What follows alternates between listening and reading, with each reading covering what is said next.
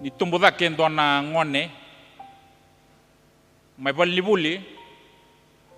se e vale e na nona mbula tambusakayani ni ndo na kaiwiti e na ndondono mendau kilana nona kau na nona manu na nona ika na kae baka boli na nona mbula e ndondono mena kila ndo na ngone e na nona tumbo dake na daba na nungu ika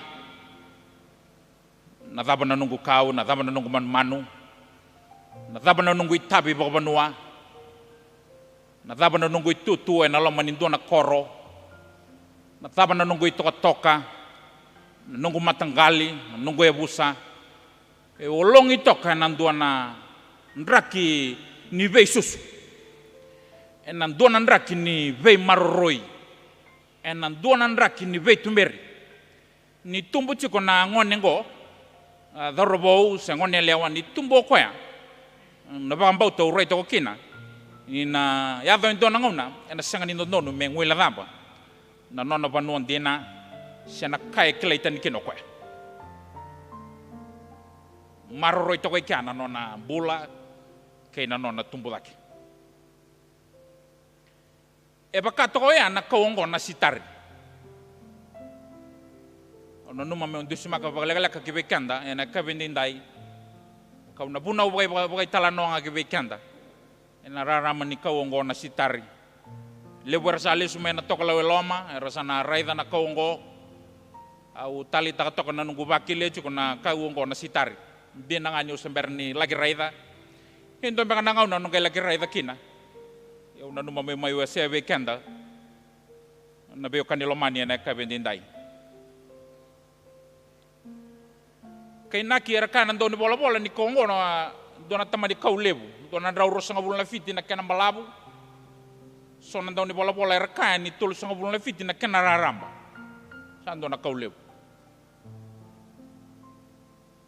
ola ko mai bono ni kau bono ni besi kaulelebu o kurumbu to kawe na nungu bako wili ka to na kayam belet na sitar ni lepononi kanda ungoro ikina na bono ngo ko lepononi dotu na nona kau dingi taki se na kau erandau sakita katu na kai Lebanon se kong kana sidar of Lebanon tolu na kai kile kina kile ko na nona kau kawa dau sangania balati rawa isa kau nga senia balati kena balembalen to na kau tundei na kongo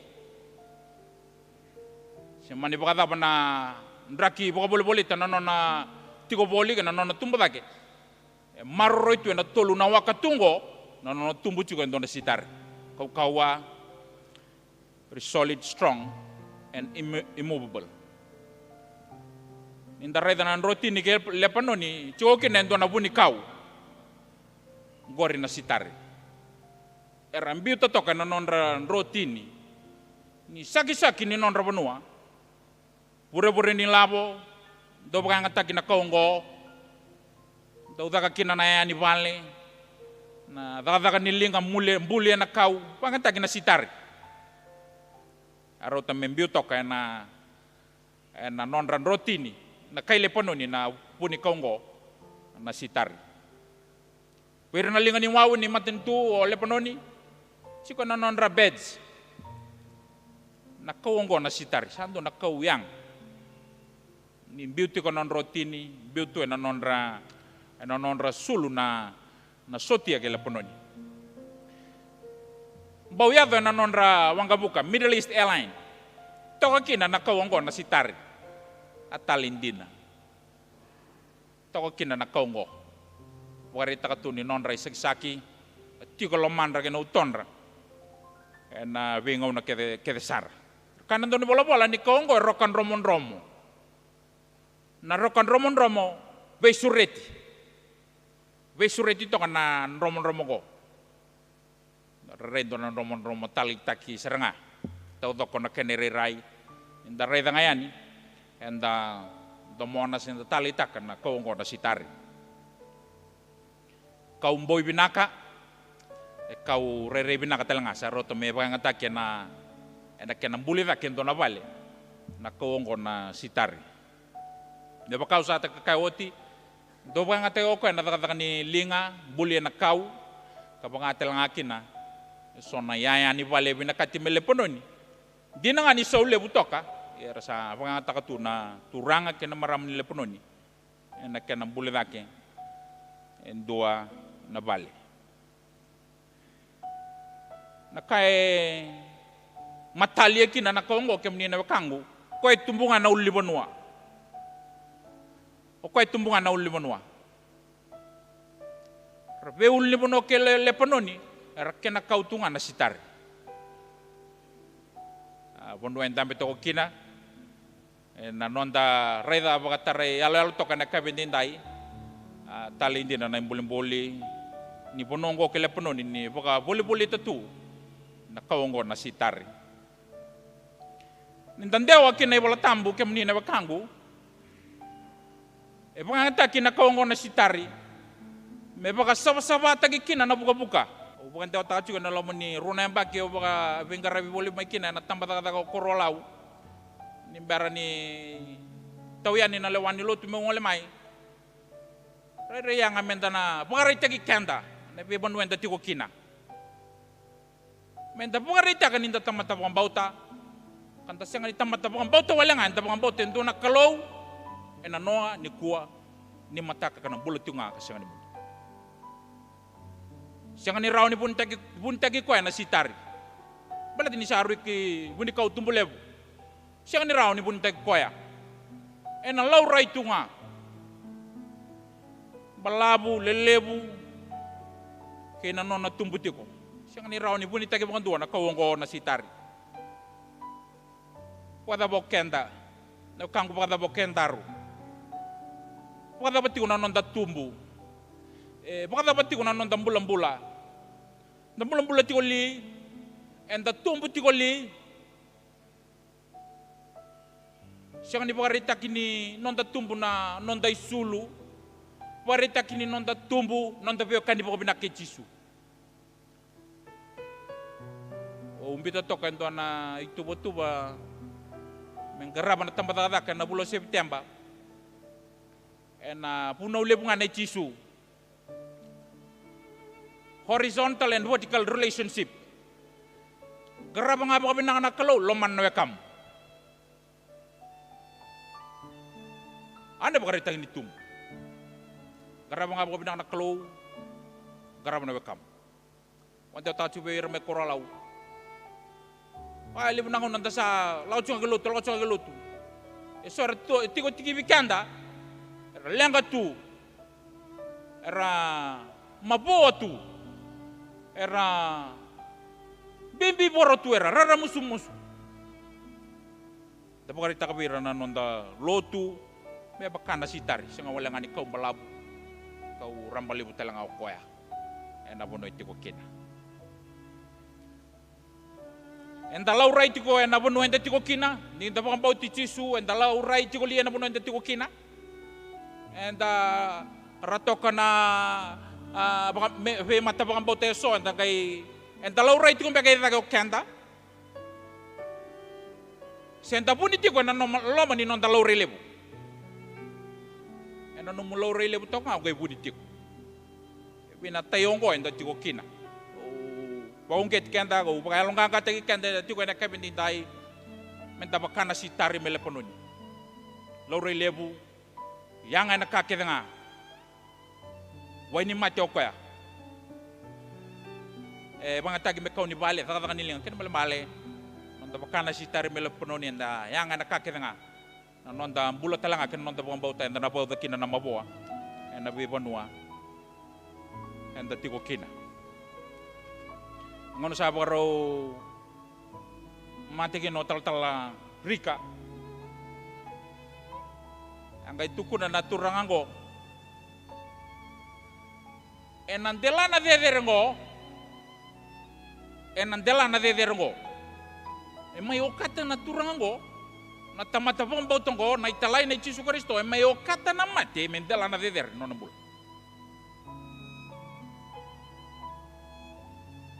Ni umay tuwe ng delana ngo. Ng delana dedere ngo. Ni urayle suyani ng Buddha. Au saray na buata. Ni rasaran dreu kamboy binak.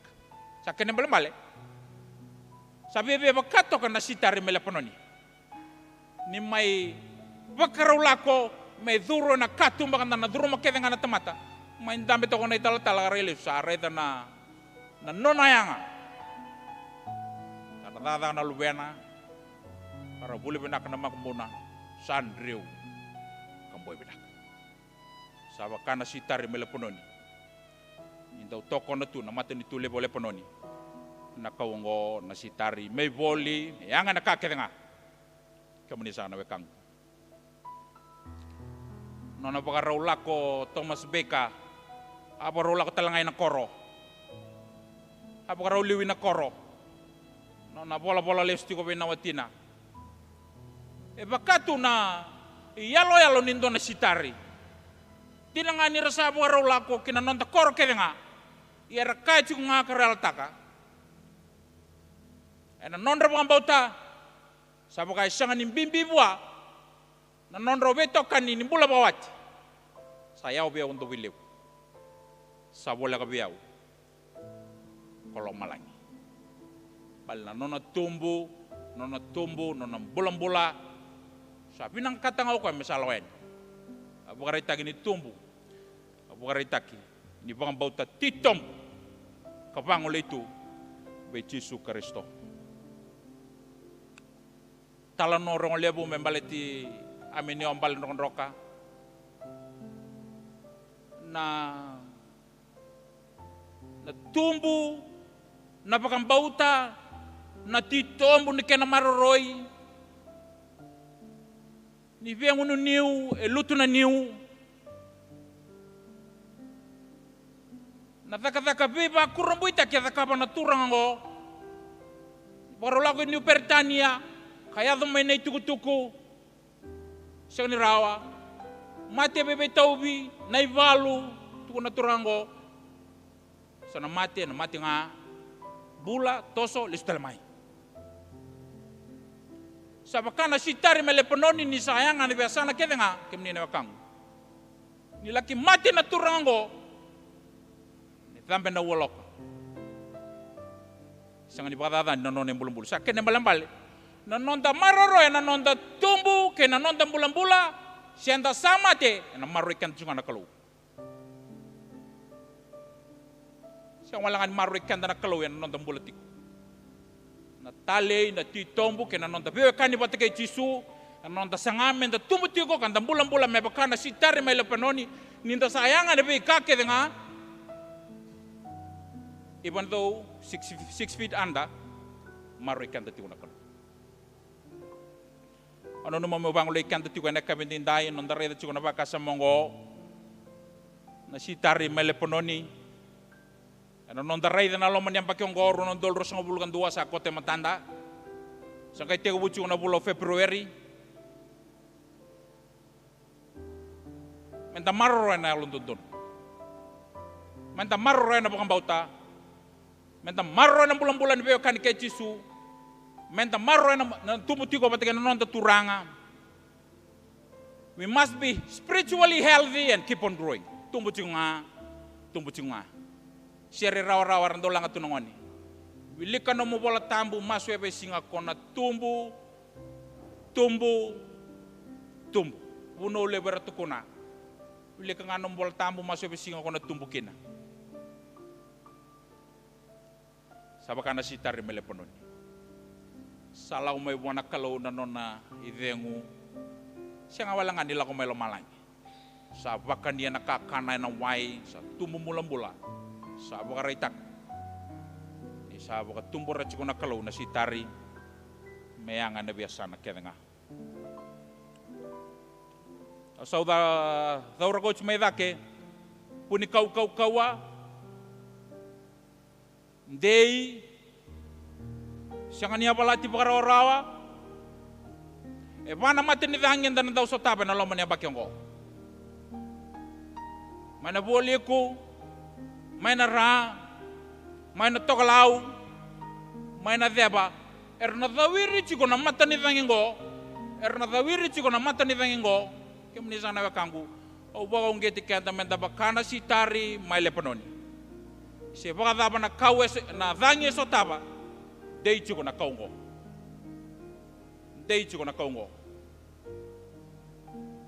ena ndauti ko sona ndendre ko buwale ena ndauti ko sona ndendre be kanda ngone buli ena ndauti ko sona abe kanda ronyo kate me ulu ni banotu ni nonda bengarabi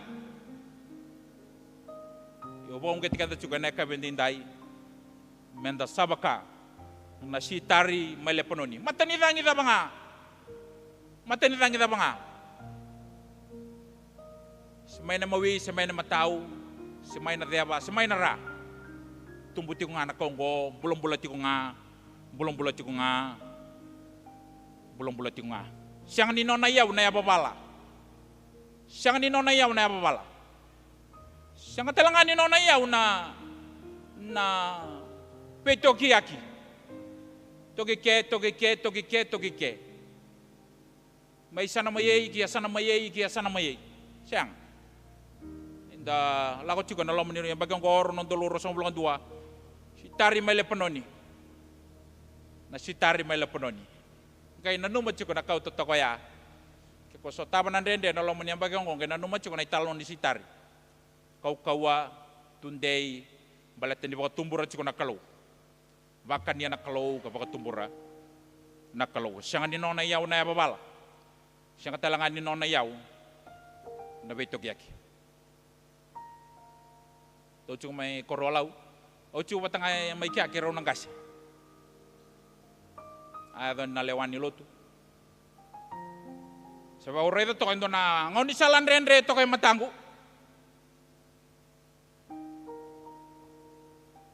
abaka urredo to na ngoni salo sa mga muryo ngo na turukin na naway ni mata era na bosa kin na nawe kangu boleh kasana tukun yaw en nongo venga rabi kena nongo bubale kena nongo daka erna tukuna so abaka sa mata ko na kau na sitari meleponon ya na salang go usamuria go nga na sala binaka dodo sera bosa seu tangi seu rawa seu butungu bong kitiro tikuna nongo kasya bale. This is the only best way. Must never surrender. Keep on to the faith, keep the faith, and walk the faith.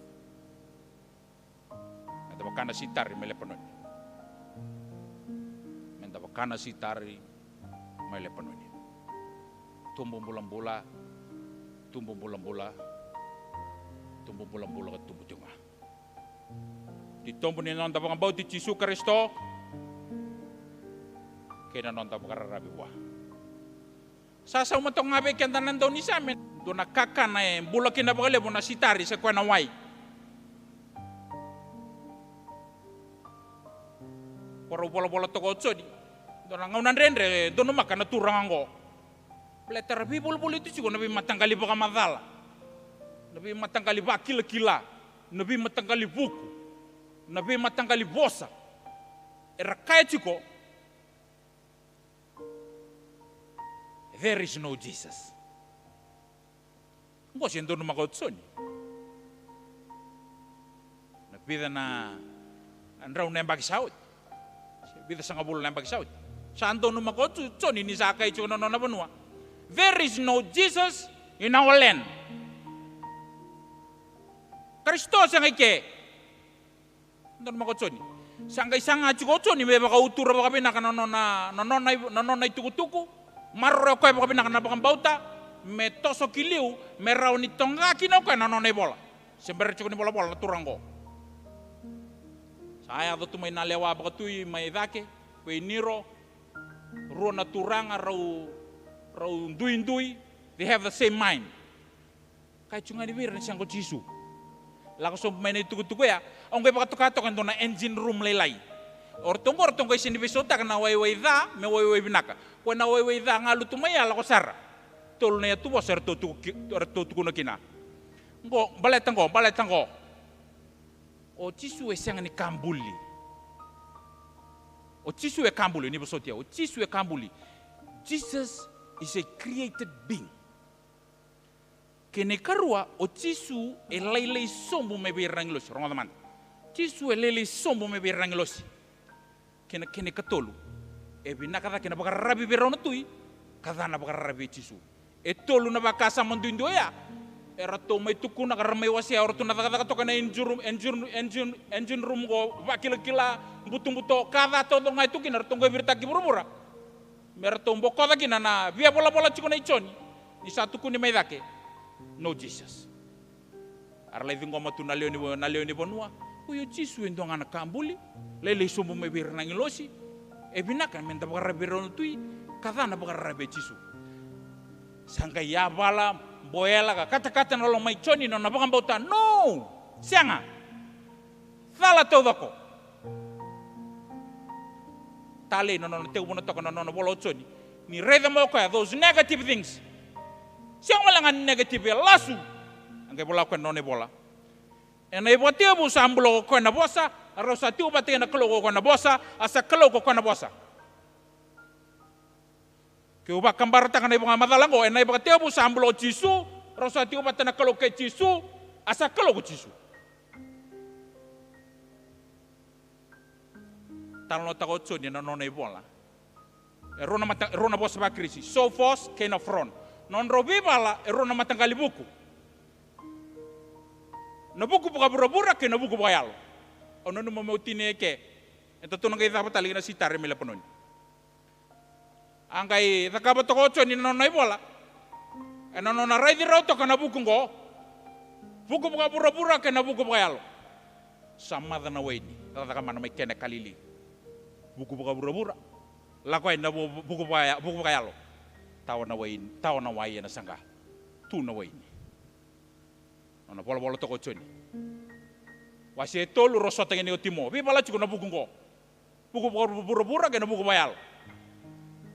Lawani oni otimo be chisu. Meule su tali baka rua, meu su tali na kiti tinang. Tu no chisu senga. Usu de na wai buku bayal. Wai kenel tam. Aida ni na choni na kena waseba. Aro lebe talo ke na kena maramo ko na matino wai mai saika. Tukuna na sitari dona kaka na kania bole busa ko na wai ngunu kana kina. Ola ko magi keni senga no mitaki. Aro be bosaki. Na wai ko na sulebe ko na senga ni vengun tali. Ena mata ni wai tobure kina bola tau mundu. O boro zuru chiko na dona nongu palni lotu na dona koro na kamang. Ko rede chiko en dona eruna bokete wai. Ro bukan dewa tagi chiko. Ko eto ko ida ke mengai bukan dewa ta sombu be ko eto ko era. Engai lautia wen dona bosa bala nge bola ito kin. Sitari ngunu na wai, bula na wai, kau na wai. Tuna toko na bosa bala ngo. Enjoy the water. And remember to keep the filters clean so they will last longer. Maro takanawai. Kay nanuma na kena ibu katanga mondo baka sama kina. Merau nintende chuko kina. Nawai. Wai kono sulebeko. Kono siang ni bengun tali. Matene wai tobore. Kina bolo tamundo. Saro temeanga na sitari. Dona kena mena waile dona kena mena lebu. Sai kono wai. Tono chisu na wai kono sulebeko. Kemudian na wakang. Chisu na wai. Kaya na naman na ibu kata sama-sama. Sai kono na kaya maro na sitari. Sai kono na bukang bauta. Siang walangan intong darung pulang balabu boro-boro. Lagi berkata-kata apa mereka? Tahu.